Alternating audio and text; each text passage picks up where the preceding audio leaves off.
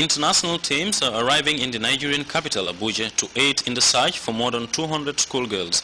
Boko Haram militants seized the girls from their dormitories on April 14. Some of the girls have managed to escape. CFI has those details. First time in Africa that a country other than Nigeria is hosting a mobilization event against the abduction of the 234 schoolgirls in Chibok. In Niamey, Niger, dozens of men and women got together to denounce both the kidnappings and the silence of ECOWAS and the African Union over the fate of these young Nigerians abducted more than 3 weeks ago. The women in Niger addressed a message to the United Nations.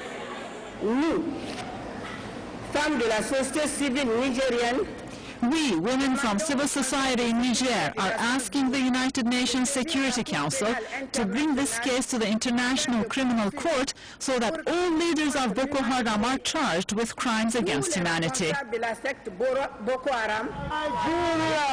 On a world scale, mobilization around the Nigerian schoolgirls is getting stronger and stronger. In the UK, Nigeria's former colonial power, hundreds took to the streets to demand the release of the kidnapped girls. The demonstration took place in London 24 hours after American movie star Angelina Jolie launched a call while she was on a visit to the British capital to present her new film.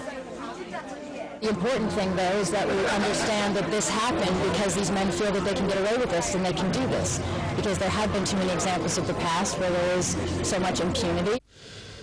Other than celebrities, including Bob Geldorf, many organizations representing Muslims are denouncing the kidnapping of the Nigerian schoolgirls, and they are launching a call to the authorities across the world.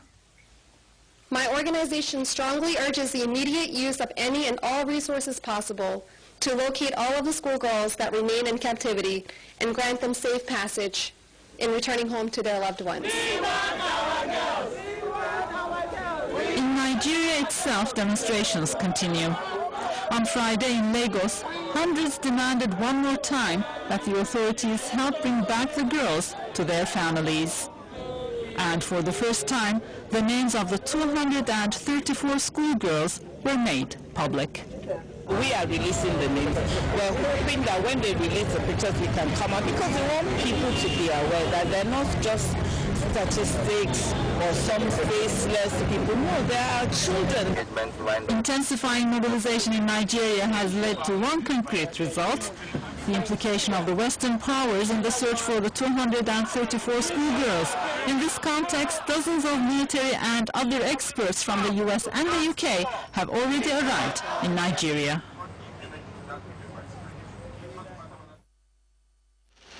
South Sudanese President Salva Kiir and rebel leader Riek Machar are holding talks in the Ethiopian capital, Addis Ababa, to negotiate an end to the civil war. The talks are intended to speed up the process of reconciliation and put a stop to the ethnic war ravaging the country. We have more in this story by CFI, which looks at the UN report which blames both sides for crimes against humanity. President of South Sudan, Salva Kiir, arrived in the Ethiopian capital Friday to hold direct talks with rebel chief Riek Machar. The meeting is aimed at stemming almost 5 months of bloodshed. Kiir and Machar have been under intense international pressure to find a solution. During their talks, the two men will discuss power sharing, but President Kiir said it is out of the question for him to give up power. There is hope the meeting will bring peace and allow full implementation of the ceasefire agreement, which has not yet been applied since it was signed in January. It will speed up the processes of reconciliation, because what will happen is that fighting must stop, that this bleeding must stop. That is the priority. And number two, that there should be a sense for humanitarian assistance to those who are affected, displaced internally, those who have been displaced from their homes. So humanitarian assistance is a priority. South Sudan has been ravaged by an ethnic war for the past 5 months that has killed over 1,000 and displaced 1 million people. Hours before the meeting is supposed to begin, a spokesman for the rebels said President Kiir's soldiers have still not laid down their weapons. The meeting comes the day after the United Nations said both sides in the country's brutal civil war likely carried out crimes against humanity. Meanwhile, fierce fighting still rages and the UN has warned of a risk of severe famine and genocide. So we are taking this opportunity to inform the world that President Salva Kiir is not serious about having a political solution to the conflict. He believes in a military option, and that's why his forces are on offensive everywhere in Greater Upper Nile State. The United Nations said that crimes against humanity committed by both sides will not go unpunished.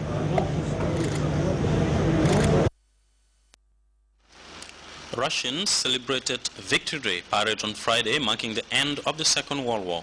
The celebrations, presided over by President Vladimir Putin, reminded his people about their patriotic spirit. And a police officer has been killed in Venezuelan capital Caracas during clashes between anti-government protesters and riot police. For more on those and other stories, let's turn to this World News Roundup. Russia held its Victory Day parade on Friday in Moscow, commemorating the end of the Second World War. It was an occasion for President Vladimir Putin to remind the crowd of the Russian patriotic spirit that helped to assure victory. This is a celebration of the invincible power of patriotism. It is a time when all of us feel deep within us what it means to be faithful to the motherland and how important it is to stand for her interests.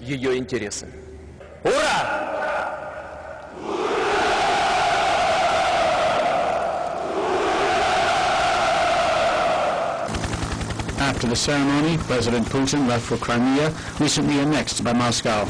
The annexation has provoked the worst crisis between Russia and the West since the Cold War. A police officer was killed on Thursday in the Venezuelan capital Caracas during a raid on an encampment set up by anti-government protesters. In the midst of the fighting, 3 police officers were shot, 1 fatally. More than 240 people were arrested. Since February, protesters have demanded the resignation of President Nicolas Maduro for his failure to rein in inflation and rampant crime. More than 40 people have been killed since the protests began.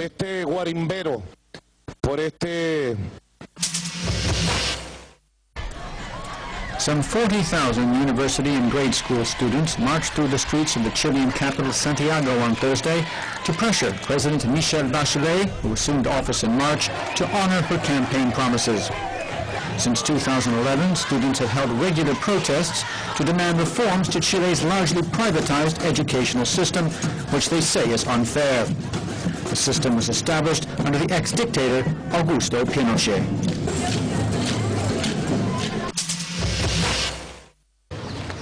Italy's former Prime Minister Silvio Berlusconi arrived on Friday at the Sacra Famiglia nursing home outside Milan to begin his community service. Convicted of tax fraud, the 77-year-old Mr. Berlusconi was sentenced to 4 hours of community service per week. Along with a 1-year prison sentence, the court also banned Mr. Berlusconi from taking part in politics for 2 years. After he completes 6 months of community service at the home, Mr. Berlusconi's sentence will be reduced by 6 weeks.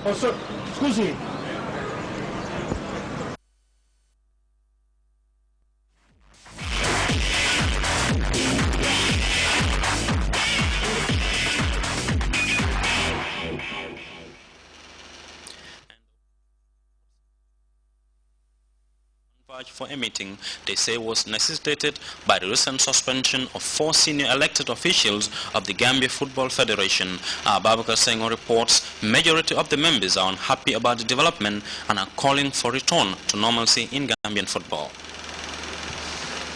Here before, the answer is an emphatic yes. The announcement in midweek by the Minister of Youth and Sports of the suspension of the President of the Gambia Football Federation and 3 vice presidents has triggered an avalanche of fury among majority of stakeholders in Gambian football.